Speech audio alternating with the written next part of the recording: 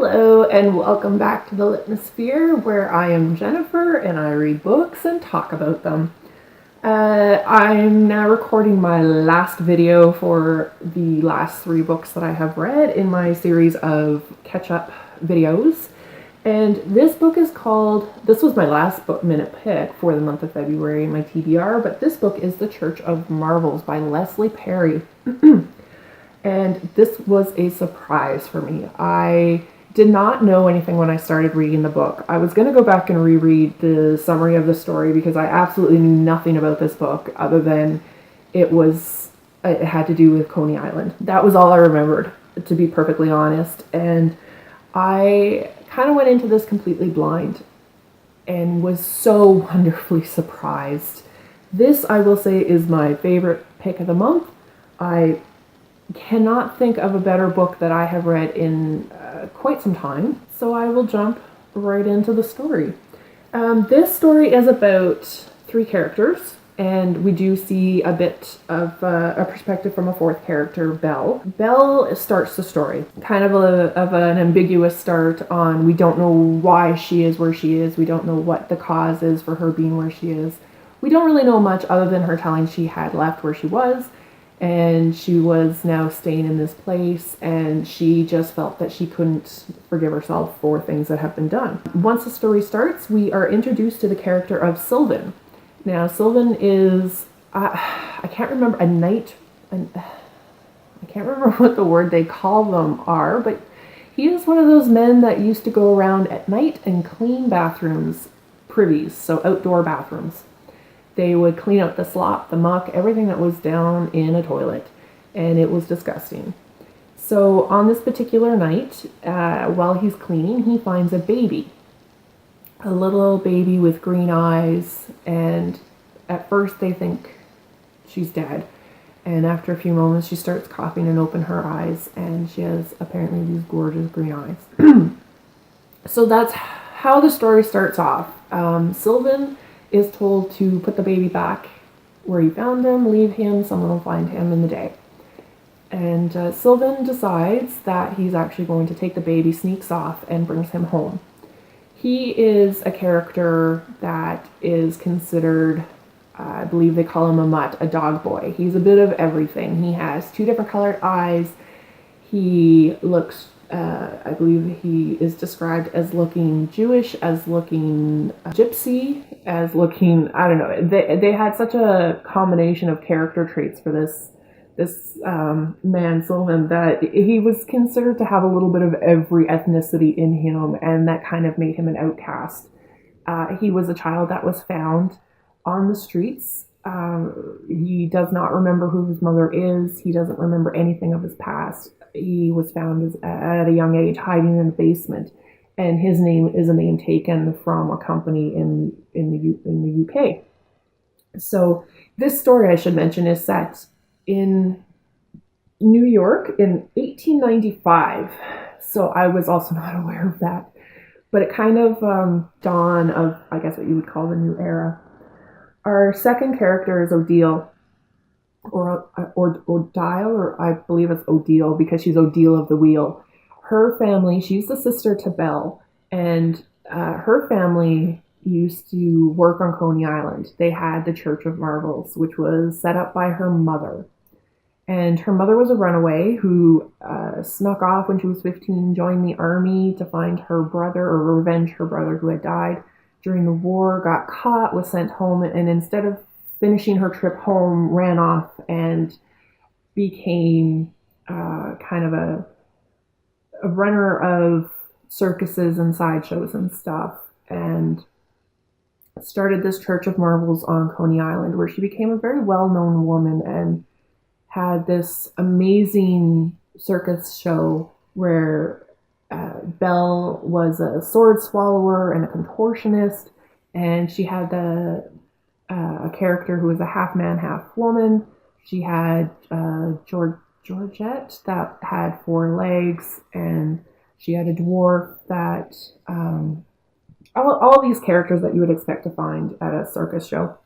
And she ran it quite well, became quite famous until one summer the church burned down with the mother and one other character.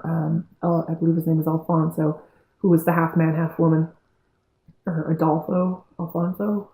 Anyway, the two of them, actually, a lot of people, but especially the two of them, passed away in this fire.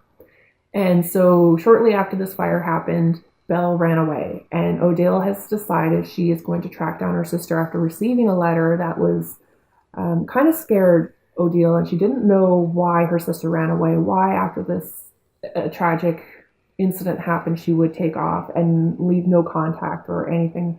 And so Odile heads to New York to go and find her sister. And then we come across Elfie. And Elfie may be my favorite character. Elfie, we discover, wakes up in an insane asylum. And she has no recollection. Her memories are very fuzzy of how she ended up in this insane asylum. And she's married, so she keeps expecting her husband to show up at any moment to save her. And as time goes on, he obviously doesn't. And so this is a story of how Elfie's story is how she gets out, how she survives the insane asylum and all her troubles and woes while she's in there. So that's the main summary of this story. I don't want to give too much away because this story is one that had a few twists and turns and things that happened where you were like, oh my gosh, I hit so many parts where I was like, oh, I wasn't expecting that. Oh, wow, that's so, like, it was so many things tied up in this story without it being a jumble of stories, but how all these stories kind of circled around each other and then connected. And I was thoroughly in love with this story. I kind of am obsessed with this story. This is being set in 1895, and growing up on historical romances, you read about the upper side of 1895.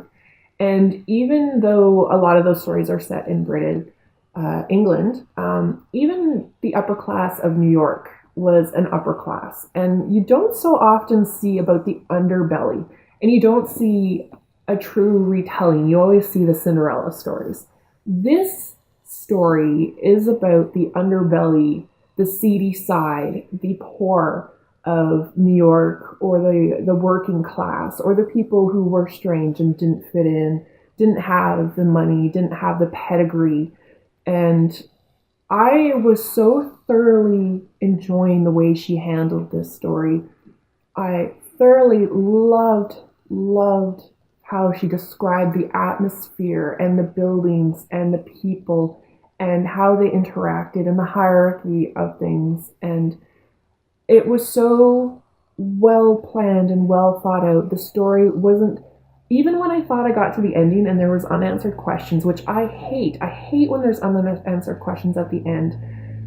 I thought, you know what? Even without these answers, I love this story.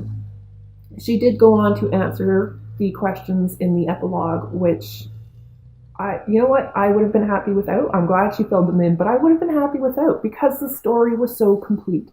The story was so well written. There was no magic in the story, but the story itself was magic. I gave this book a 5 out of 5. I have 0 complaints. I have absolutely nothing bad to say about this book and would recommend this book to anybody to read.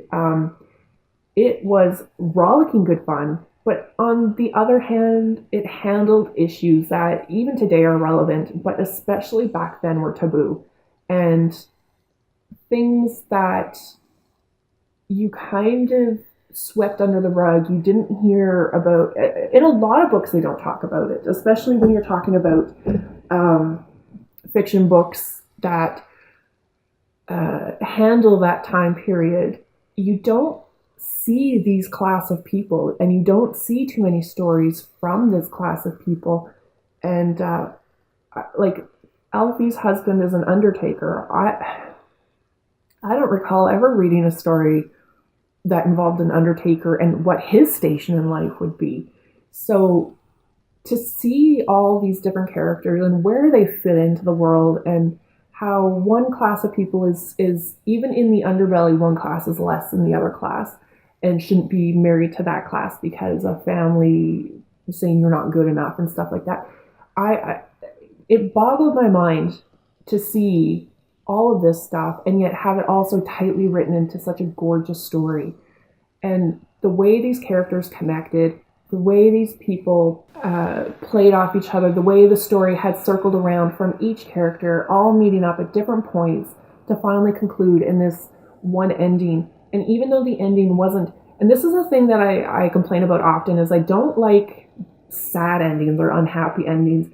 And I get really ticked off with endings that are too happy and too put together with a tight little bow on and sprinkles glittered everywhere. And you're like, oh, I don't like those either. They don't seem realistic.